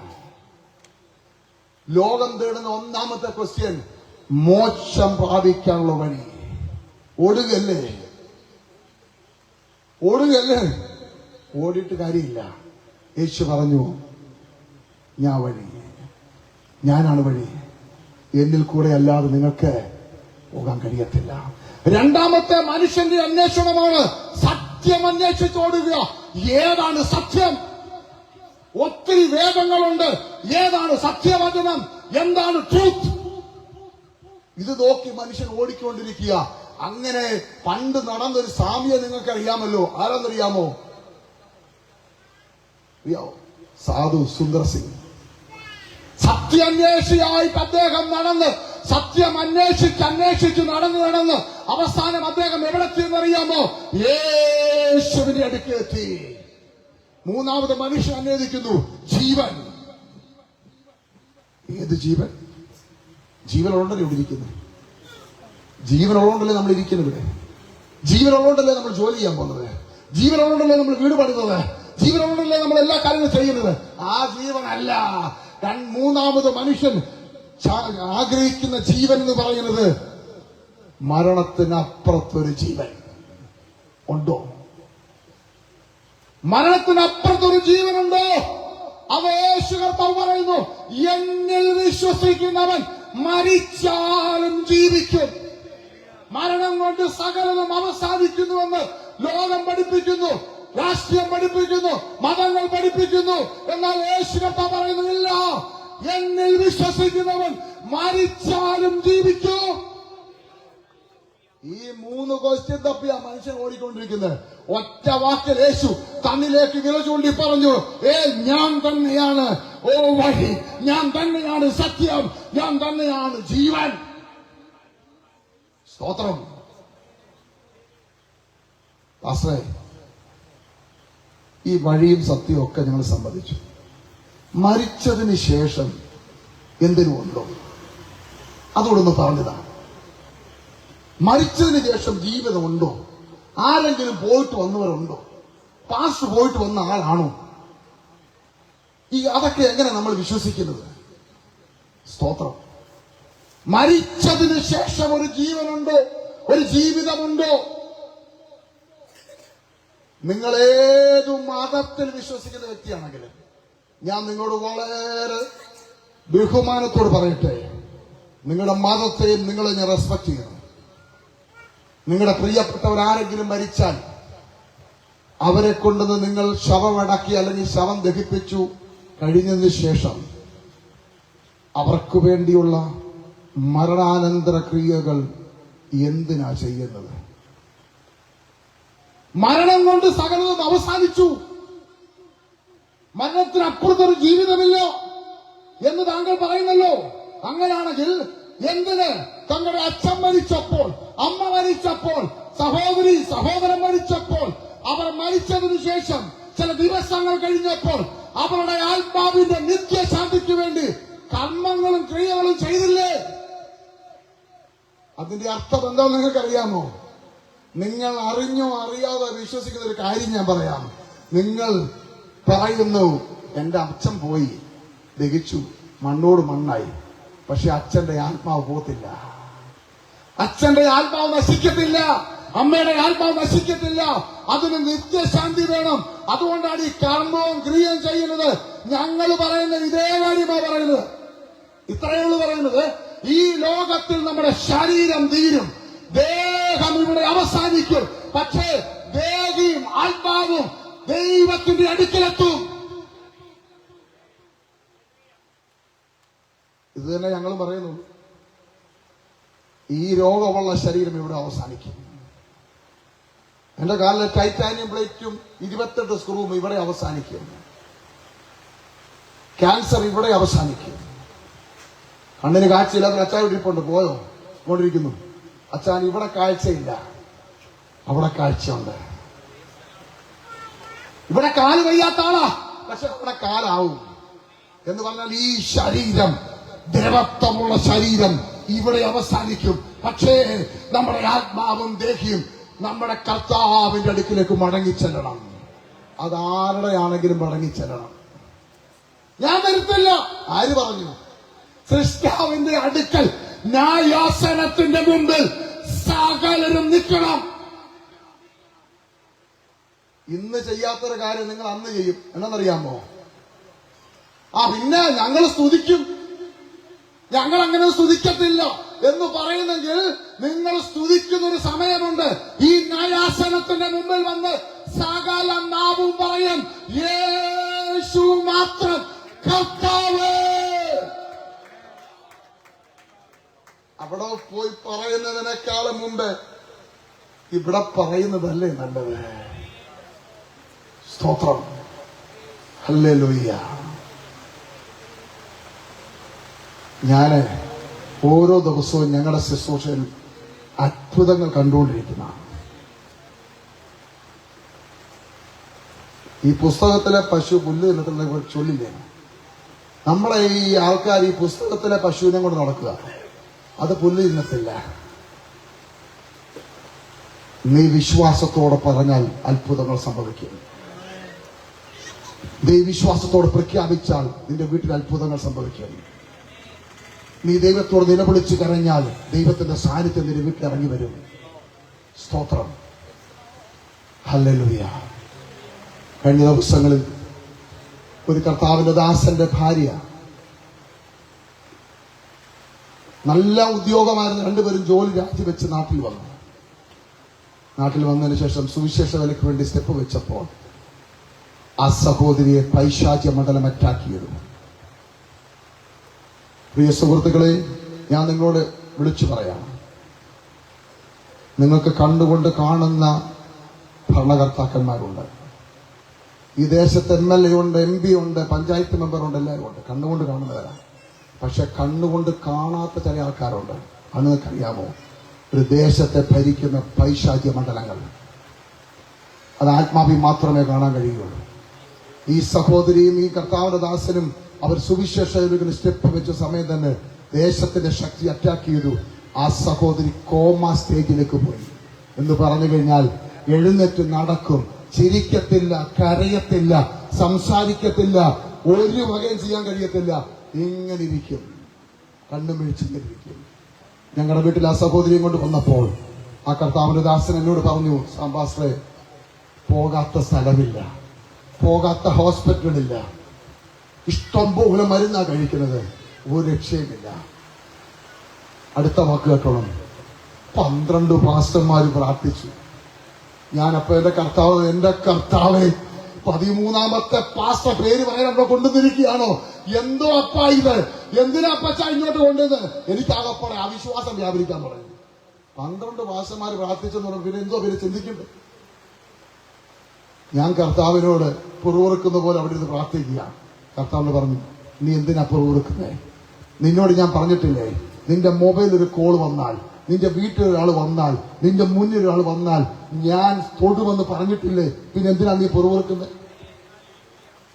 ദൈവമക്കളെ, ഞാനും എന്റെ ഭാര്യയെ കൈപിടിച്ച് പ്രാർത്ഥിക്കാൻ തുടങ്ങി. ആ സഹോദരിക്ക് വേണ്ടി, കർത്താൻ ദാസിന് വേണ്ടി പ്രാർത്ഥിച്ചു. ഞാൻ പറഞ്ഞു, തിരിച്ചു മടങ്ങിപ്പോയിക്കോ, നിങ്ങൾ വീട്ടിൽ ചെല്ലുമ്പോഴത്തേക്ക് സൗഖ്യം വ്യാപരിക്കാൻ തുടങ്ങും. ഈ കാറിൽ കയറിയ സമയം മുതൽ ഞാൻ പറയുന്ന വാക്ക് പറഞ്ഞുകൊണ്ടിരിക്കണം, എന്റെ മേൽ, എന്റെ കുടുംബത്തിന്മേൽ അധികാരം യേശു ക്രിസ്തുവിന് മാത്രം. എന്റെ മേൽ, എന്റെ കുടുംബത്തിന്മേൽ മുഴുവൻ അധികാരവും അവകാശവും യേശു ക്രിസ്തുവിന് മാത്രം. ആമേൻ, സ്തോത്രം. ഇത് മാത്രമേ പറയാവൂ, വേറൊന്നും പറയരുത്. അവരിത് പറയാൻ തുടങ്ങി. പ്രിയ ദൈവമക്കളെ, വീട്ടിൽ ചെന്ന് കയറിയപ്പോൾ ചിരിക്കാൻ തുടങ്ങിയ സഹോദരി, ഉറങ്ങാത്ത സഹോദരി, ഉറക്കമുളിക കഴിച്ചപ്പോൾ ഉറങ്ങാത്ത സഹോദരി അന്ന് രാത്രി ഉറങ്ങാൻ തുടങ്ങി. മെനഞ്ഞാന്ന് പോയി ഞാനും എന്റെ വൈഫൂടെ, ഇന്നലെ വൈകിട്ട് പോയി ഞാനും എന്റെ വൈഫൂടെ ആ വീട്ടിൽ ചെന്ന് ആ സഹോദരിയെ കണ്ടു. ഓടി വന്ന് ഡോറ് തുറന്നു, പ്രൈസലോട് പറഞ്ഞ് പിടിച്ചകത്തിരുത്തി, ചായ ഇട്ടോണ്ട് വന്നു, ഏത്തക്കാപ്പം പൊരിച്ചോണ്ട് വന്നു. ലോകം വിധി എഴുതി, ഇല്ല കഴിഞ്ഞോ. യേശു പറയുന്നു, ഇല്ല കഴിഞ്ഞിട്ടില്ല. എന്നെ കേൾക്കുന്ന പ്രിയ സഹോദരങ്ങൾ, ഈ വാർമ്മയെ വിളിച്ചു പറയുക, ഇങ്ങനെ ചില ഡോക്ടർമാര് ഭയപ്പെടുത്തുന്ന സർട്ടിഫിക്കറ്റുമായി നിങ്ങൾ ഇരിക്കുകയാണോ? നിങ്ങൾ പലരുടെ ശബ്ദങ്ങൾ നിങ്ങളെ വിഷമിപ്പിക്കുന്നുണ്ടോ? നിങ്ങൾ ഭയത്തിനടിമയാണോ? മരണഭീതി നിങ്ങൾക്കുണ്ടോ? ഇന്ന് രാത്രി കർത്താവ് നിങ്ങളെ വിടുവിക്കാൻ ആഗ്രഹിക്കുന്നു. യേശുവിന്റെ നാമത്തിൽ, യേശുവുള്ള സ്ഥലമായത്. സ്തോത്രം. ഇവിടെ മാത്രമല്ല കേട്ടോ, ഞങ്ങളെ കേൾക്കുന്ന, ഞങ്ങളുടെ ശബ്ദം കേൾക്കുന്ന ഓരോ വീടിലേക്ക് ദൈവസാന്നിധ്യം വ്യാപരിക്കുക. ഈ സമയത്ത് ദൈവസാന്നിധ്യം വ്യാപരിച്ചുകൊണ്ടിരിക്കുക. രോഗബന്ധങ്ങൾ അഴിഞ്ഞു മാറുക. നിങ്ങളുടെ ശാപത്തിന്റെ കെട്ടുകൾ മാറിക്കൊണ്ടിരിക്കുക. നിങ്ങളെ അലട്ടുന്ന പൈശാചികമണ്ഡലങ്ങൾ അഴിഞ്ഞു മാറിക്കൊണ്ടിരിക്കുക. യേശുവിന്റെ നാമത്തിന്റെ ശക്തി ഈ ദേശത്തേക്ക് വ്യാപരിക്കുന്നു, കുടുംബങ്ങളെ വ്യാപരിക്കുന്നു. Praise God, hallelujah, praise God. എഴുന്നേൽപ്പിച്ച് നടത്തിയ ദൈവം വെല്ലോരെയല്ല, എന്റെ കാലിന്റെ അകത്ത് ഇപ്പോഴും ഉണ്ട് ടൈറ്റാനിയം പ്ലേറ്റും ആ 28 സ്ക്രൂ. നിങ്ങൾ ഇരിക്കുന്ന പോലെ മുട്ട എനിക്ക് ഇരിക്കാൻ പറ്റത്തില്ല. കാര്യം കഴിഞ്ഞാൽ എന്റെ മുട്ട് മടങ്ങത്തില്ല, ആ സംഭവം അകത്തുള്ളതുകൊണ്ട്. പക്ഷെ നടക്കുന്നതിനും സ്റ്റെപ്പ് കയറുന്നതിനോ ഒന്നും ഒരു കുഴപ്പമില്ല. കർത്താവ് ഓടിച്ചോണ്ടിരിക്കുക. ആ യേശു ഇന്ന് രാത്രി ഇവിടെ. എല്ലാവരും ഒന്ന് കണ്ണടച്ച്, ആരും എഴുന്നിട്ട് പോകല്ലേ, യോഗം തീരുകയല്ല. ദൈവം ചില തൊടാൻ ആഗ്രഹിക്കുക, ദൈവം ചില തൊടാൻ ആഗ്രഹിക്കുക. എല്ലാവരും കണ്ണടക്കുക. സ്തോത്രം, ഹല്ലേലൂയ. ചില കർത്താവ് തൊടുകയാണ്. ഈ യോഗത്തിന് ശേഷം രോഗികൾക്ക് വേണ്ടി പ്രത്യേകം പ്രാർത്ഥിക്കുന്നതായിരിക്കും. ഇപ്പോൾ ദൈവത്തിന്റെ സാന്നിധ്യം വിശ്വസിക്കുന്നവരുടെ മേൽ വ്യാപരിക്കാൻ പോവുകയാണ്. വിശ്വസിക്കുന്നവരുടെ മേൽ വ്യാപരിക്കുന്ന ദൈവശക്തി. ഈ ശക്തിയുടെ പ്രത്യേകത വിശ്വസിക്കുന്നവരുടെ മേൽ മാത്രമേ വ്യാപരിക്കത്തുള്ളൂ. യെസ്, മനസ്സിലായോ? യേശു കർത്താവിന്റെ മുന്നിൽ വന്നിട്ട് കണ്ണ് കാണാത്ത ഒരു മനുഷ്യൻ വന്നിട്ട്, റബൂനി, ദാവീദുപുത്ര, കണ്ണ് കാണാതെ തപ്പി തപ്പി തപ്പി അവളെ കൊണ്ട് മുന്നിൽ നിർത്തിയപ്പോൾ യേശു ചോദിക്കുക, ഞാൻ നിനക്ക് എന്ത് ചെയ്തു തരണം? ആ ചോദ്യത്തിന്റെ ആവശ്യമുണ്ടോ അവിടെ? അവന് കണ്ണ് കാണത്തില്ലെന്ന് യേശുവിന് അറിയത്തില്ലേ? അല്ല, ഇനി കണ്ണ് കാണാത്ത അസുഖമല്ല, രഹസ്യമായ അസുഖമാണെങ്കിൽ തന്നെ, രോഗമാണെങ്കിൽ തന്നെ സർവശക്തനായ ദൈവത്തിന് മനസ്സിലാകത്തില്ലേ? അങ്ങനെ ചോദ്യത്തിന്റെ ആവശ്യമുണ്ടോ? ആ ചോദ്യം എന്താണെന്നറിയാമോ? വിശ്വാസത്തിന്റെ ആഴം. വിശ്വസിക്കുന്നവരിൽ വ്യാപരിക്കുന്ന ദൈവശക്തി. വിശ്വസിക്കുന്നവരിൽ വ്യാപരിക്കുന്ന ദൈവശക്തി. എന്ത് വിശ്വസിക്കണം? എന്താ വിശ്വസിക്കുന്നത്? ഞങ്ങൾ കുറച്ചു നാളാണ് വിശ്വസിച്ചുകൊണ്ടിരിക്കുക. എന്താ വിശ്വസിക്കുന്നത് അറിയാമോ? നിങ്ങൾ ഇപ്പോൾ കാണുന്നതിനെ അവിശ്വസിക്കണം. ഇപ്പൊ കാണുന്ന എന്തും ആയിക്കോട്ടെ എന്ന് പറഞ്ഞു കഴിഞ്ഞാൽ, ജീവിതത്തിൽ പട്ടിണി ആയിക്കോട്ടെ, കുഞ്ഞുങ്ങൾ പ്രശ്നത്തിനായിക്കോട്ടെ, ഭർത്താവ് വല്ലാത്തൊരവസ്ഥയില, ഭാര്യ രോഗിയാണ്, എന്തുമായിക്കോട്ടെ, അത് നിങ്ങൾ തള്ളി മാറ്റിട്ട് പറ, ഞങ്ങൾ യേശുവിന്റെ വകയാണ്. എന്റെ മേൽ മുഴുവൻ അധികാരവും അവകാശവും യേശുവിന് മാത്രം. എന്റെ ഭാര്യ എഴുന്നേറ്റ് നടക്കും, എന്റെ കുഞ്ഞ് മടങ്ങി വരും, എന്റെ മോൻ സൗഖ്യമാകും എന്ന് നിങ്ങൾ വിശ്വാസത്തോടെ പറയാൻ തുടങ്ങുമ്പോൾ ദൈവ സാന്നിധ്യം നിങ്ങളുടെ മേൽ വ്യാപരിക്കാൻ തുടങ്ങും.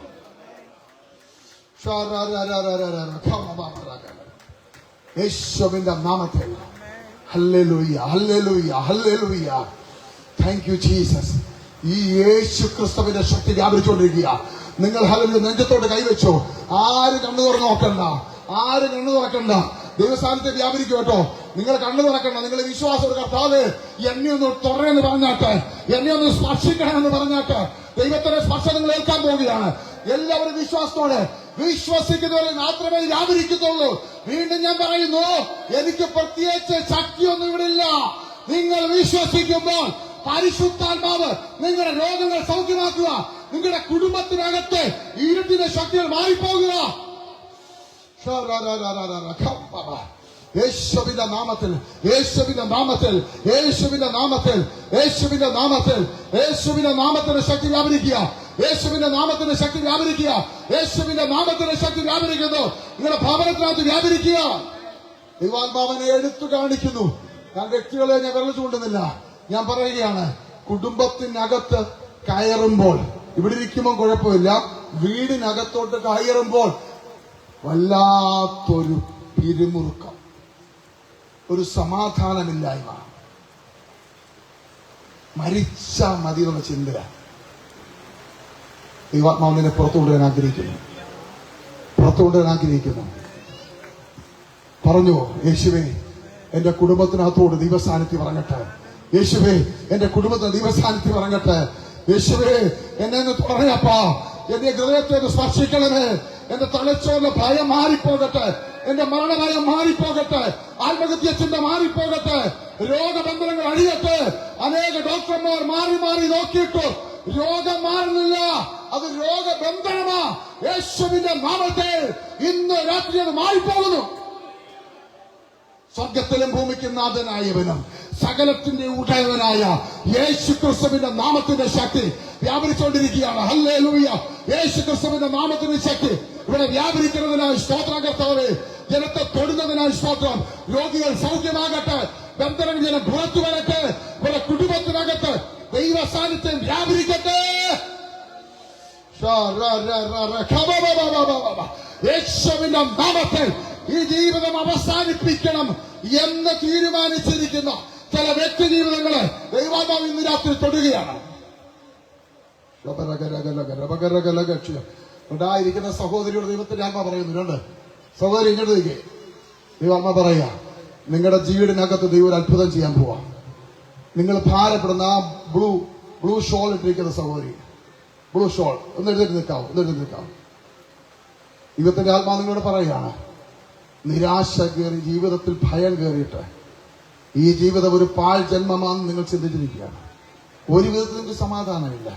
എന്തെങ്കിലും അല്പം സമാധാനം കിട്ടുമെന്ന് ചിന്തിച്ചാൽ അതുകൂടെ 24 മണിക്കൂർ നഷ്ടപ്പെടും. ശൂന്യയിൽ നിന്ന് ശൂന്യതയിലേക്ക് പൊയ്ക്കൊണ്ടിരിക്കുന്നു. ഇന്ന് നിങ്ങളുടെ വീട് രക്ഷയാണ്. യേശു കർത്താവ് നിങ്ങളുടെ വീടിനകത്ത് കയറുക, അന്ധകാര ശക്തികൾ മാറിപ്പോകുക, രോഗത്തിന്റെ ബന്ധനം അഴിഞ്ഞു മാറുക. യേശുവിന്റെ നാമത്തിൽ ആ സഹോദരിയെ കർത്താവ് തൊടുക. In the name of Jesus. അതിന്റെ അടുത്ത് സഹോദരൻ ദിവാത്മാ പറയുന്നു, നിന്റെ രോഗത്തെ കർത്താവ് അഴിച്ചു മാറ്റി. എഴുന്നേൽക്ക ദയവായി. രോഗത്തെ അഴിച്ചു മാറ്റുകയാണ്. രോഗം, നീ ഭാരപ്പെടുന്ന രോഗത്തിന്റെ ബന്ധനം ഹോസ്പിറ്റലുകൾ മാറി മാറി കയറി യേശുവിന്റെ നാമത്തിൽ ഇന്ന് രാത്രി ആ രോഗബന്ധനം യേശുവിന്റെ നാമത്തിൽ അഴിയട്ടെ. The name of Jesus. ദൈവത്തിന്റെ കരുവ കുടുംബത്തിൽ ചലിച്ചുകൊണ്ടിരിക്കുക. നിങ്ങളുടെ സമ്പത്ത് ചോർത്തിക്കളയാൻ ഇനി അനുവദിക്കത്തില്ല ദൈവം. ഇന്ന് നിങ്ങളുടെ കുടുംബത്തിൽ രക്ഷ വന്നിരിക്കുന്നു. അടുത്ത ആ രണ്ടുപേരെ അടുപ്പിച്ച് എഴുതിട്ട് രണ്ടുപേര് ദൈവത്തിന്റെ സ്ഥാനത്ത് നിങ്ങൾ രണ്ടുപേരെ വ്യാപരിക്കുക. നിങ്ങളുടെ വീടിനകത്ത് ദൈവീയ സമാധാനം വ്യാപരിക്കുക. കുരുങ്ങിക്കിടക്കുന്ന മണ്ഡലങ്ങൾ, ഒന്നിനു പിറകെ ഒന്നായി ജീവിതത്തിൽ ആഞ്ഞടിക്കുന്ന അപകടങ്ങൾ, ഒന്നിനു പിറകെ ഒന്നായി ആഞ്ഞടിക്കുന്ന നാശനഷ്ടങ്ങൾ, സാമ്പത്തികമായ പ്രശ്നങ്ങൾ, മനസ്സിന് സമാധാനമില്ല. യേശുവിന്റെ നാമത്തിൽ ആ രണ്ടുപേരുടെ മേൽ ദൈവസ്ഥാനത്തിൽ വ്യാപരിക്കുന്നു. കർത്താവ് വിടുവിക്കുക നിങ്ങളെ. യേശുവിന്റെ നാമത്തിൽ സൗഖ്യമാകട്ടെ. കർത്താവേ, ജനത്തെ കർത്താവ് തൊടുന്നതിനായി സ്തോത്രം. അവിടുത്തെ കരം തൊട്ടങ്ങ് സൗഖ്യമാക്കുന്നതിനായി സ്തോത്രം. മരിക്കാൻ നിൽക്കുന്ന ചില വ്യക്തികൾ, മരിക്കാൻ നിൽക്കുന്നവർ, ദൂരെ നിന്ന് കേൾക്കുന്ന ആ വ്യക്തിയോട് ദൈവത്തിന്റെ ആത്മാവ് പറയുകയാണ്, മകനെ, നിന്റെ വീട്ടുകാർക്ക് നിന്നെ വേണ്ട, നിന്റെ ഭാര്യയ്ക്ക് നിന്നെ വേണ്ട, ആർക്കും നിന്നെ വേണ്ട. യേശു പറയുന്നു, എനിക്ക് നിന്നെ ആവശ്യമുണ്ട്, എനിക്ക് നിന്നെ ആവശ്യമുണ്ട്. നീ ദൈവത്തിന്റെ പാദപീഠത്തിൽ മുട്ടുമടക്കാൻ തയ്യാറാണെങ്കിൽ, നീ 1000 വട്ടം നടന്ന കാര്യങ്ങൾ സാധിക്കാത്തത് ഇന്ന് രാത്രി ദൈവം ഓപ്പണാക്കും. ഇന്ന് രാത്രി കർത്താവേ, അത്ഭുതങ്ങൾ കർത്താവ് ചെയ്തിരിക്കുന്നതിനായി സ്തോത്രം. വിടുതലയച്ചതിനായി സ്തോത്രം. രോഗികളെ സൗഖ്യമാക്കിയതിനായി സ്തോത്രം. ഈ ദേശത്ത് ദൈവത്തിന്റെ പ്രവൃത്തി വെളിപ്പെടുത്തിയിരിക്കുന്നതിനായി സ്തോത്രം. 1000കണക്കിന് ആൾക്കാർ ഈ ദേശത്ത് ഒരു നിത്യതയ്ക്ക് അവകാശിയായി മാറണം. അപ്പച്ചൻ അത്ഭുതം ചെയ്തിരിക്കുന്നതിനായി സ്തോത്രം. വിടുതലയച്ചതിനായി സ്തോത്രം. യേശുവിന്റെ നാമത്തിൽ തന്നെ ആമേൻ. ഈ മീറ്റിംഗ് കഴിഞ്ഞ് രോഗികൾക്ക് വേണ്ടി പ്രത്യേകം പ്രാർത്ഥിക്കണം. എന്ത് വിഷയമായിക്കോട്ടെ, ദൈവത്തിന്റെ സന്നിധിയിൽ വന്ന് പ്രാർത്ഥിക്കാൻ നിങ്ങൾ മടങ്ങിപ്പോകരുത്. ദൈവം നിങ്ങളെ അനുഗ്രഹിക്കട്ടെ. എന്നെ ഈ മീറ്റിംഗിന് ക്ഷണിച്ച ദൈവദാസന്മാർക്ക് നന്ദി അറിയിക്കുന്നു. സർവശക്തനായ ദൈവം നിങ്ങളെ അനുഗ്രഹിക്കട്ടെ. നമ്മുടെ കർത്താവ് വരാറായി. നമുക്കൊരുങ്ങാം. God bless U.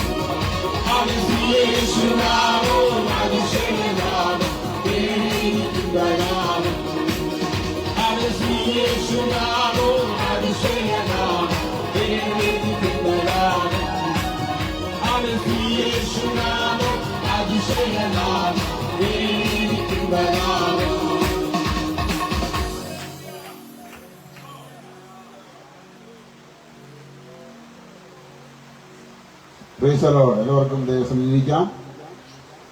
ചില നിമിഷങ്ങൾ കൂടെ ദൈവത്തിൽ ഇരുന്ന് നമ്മൾ വേഗത്തിൽ തന്നെ കാര്യങ്ങൾ പര്യവസാനിപ്പിക്കുന്നതാണ്. എല്ലാവർക്കും ദൈവത്തിൽ ഇരിക്കാം. സർവശക്തനായ കർത്താവിന്റെ കരുതലും കൃപയും നമ്മളോട് കൂടി ഉണ്ടായിരുന്നു. ഈ രാത്രിയിൽ വളരെ അനുഗ്രഹീതമായ നിലയിൽ സമൃദ്ധിയായി ദേശത്തോട് ദൈവത്തിന്റെ വചനം പ്രസംഗിക്കുവാൻ സ്വർഗത്തിലെ ദൈവം നമ്മളോട് കരുണ തോന്നി നമ്മുടെ മധ്യ അയച്ച കർത്താവിൻ ദാസനെ ഓർത്ത് നന്ദിയോടെ സ്തോത്രം ചെയ്യുന്നു. കർത്താവിൻ ദാസൻ സാംബാസക്കാരൻ നന്ദിയോടെ സ്തോത്രം ചെയ്യുന്നു, സ്തുതിക്കുന്നു. പ്രത്യേക കർത്താവിൻ സാംബാസ നന്ദി അറിയിക്കുന്നു. നല്ല വചനചിന്ത ഈ രാത്രിയിൽ നമ്മളോട് പങ്കുവയ്ക്കുവാൻ സ്വർഗത്തിലെ ദൈവം തന്നെ നമ്മളെ മധ്യ അയച്ചല്ലോ. ജീവിക്കുന്ന ദൈവത്തിന്റെ വചനം നമ്മുടെ വ്യക്തിപരമായ ജീവിതങ്ങളെ മാറ്റിമറിക്കുന്നതാണ്, ദേശങ്ങളെ മാറ്റിമറിച്ചിട്ടുള്ളതാണ്, രാജ്യങ്ങളെ മാറ്റിമറിച്ചിട്ടുള്ളതാണ്, വ്യക്തികളെ രൂപാന്തരപ്പെടുത്തുന്ന ദൈവത്തിന്റെ വചനമാണ്. ആ വചനത്തിന്റെ സാക്ഷിയായി തീരുവാൻ ഈ പന്തലിന് അകത്തും ഇതിന് പുറത്തുമൊക്കെ ഇരിക്കുന്നവരെ ഓർത്ത് നന്ദിയോടെ സ്തോത്രം ചെയ്യുന്നു. ഈ വചന കേൾവിക്ക് കാതു കൊടുത്ത എല്ലാ പ്രിയമുള്ളവരെയും നന്ദിയോടെ ദൈവസന്നിധിയിൽ ഓർക്കുന്നു. നിങ്ങൾക്ക് എല്ലാവർക്കും ഒറ്റ വാക്കിലുള്ള നന്ദി രേഖപ്പെടുത്തുന്നു. പ്രത്യേക ദൈവത്തിന്റെ വചനം പങ്കുവച്ച കർത്താവിന് ദാസൻ സാംബാസക്ക് പ്രത്യേകം നന്ദി, അഭിനന്ദനങ്ങൾ. സ്വർഗത്തിൽ ദൈവം ധന്യമായി അനുഗ്രഹിക്കട്ടെ. പ്രിയ ഷിബു പാസ്റ്ററോടുകൂടി ഇന്ന് രാത്രിയിൽ ഉണ്ടായിരുന്നു. കർത്താവിന് ദാസനും പ്രത്യേകം നന്ദി. സ്വർഗത്തിൽ ദൈവത്തിനെ അനുഗ്രഹിച്ച് നടത്തിയ വഴികൾക്കായി സ്തോത്രം. ഈ യോഗം ഉദ്ഘാടനം ചെയ്ത കർത്താവിന് ദാസൻ പ്രിയ എം മാത്യു പാസ്റ്ററുടെ പ്രത്യേകം നന്ദി അറിയിക്കുന്നു. വളരെ അനുഗ്രഹീതമായ നിലയിൽ ഗാനങ്ങൾ ആലപിക്കുകയും മനോഹരമായ നിലയിൽ ആലപിക്കുകയും അപ്പോൾ തന്നെ അത് ലീഡ് ചെയ്യുകയും ചെയ്ത പ്രിയ വിനോദ് പാസ്റ്റർക്ക് നന്ദി അറിയിക്കുന്നു. പാട്ടുകൾ പാടിയവർക്ക് പ്രത്യേകം നന്ദി അറിയിക്കുന്നു. കീബോർഡ് വായിച്ചവർക്ക് പ്രത്യേകം നന്ദി അറിയിക്കുന്നു.